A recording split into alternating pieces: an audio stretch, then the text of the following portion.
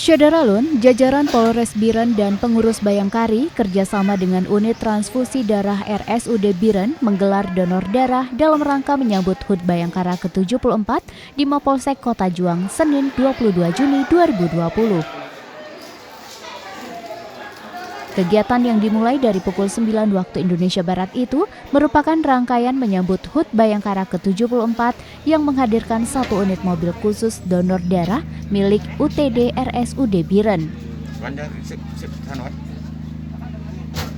Kegiatan donor darah yang mereka mensyukuri Hari Ulang Tahun Polri. Hasil kegiatan donor yang melibatkan anggota Polres, Polsek, serta masyarakat Biren ini memperoleh 73 kantong darah.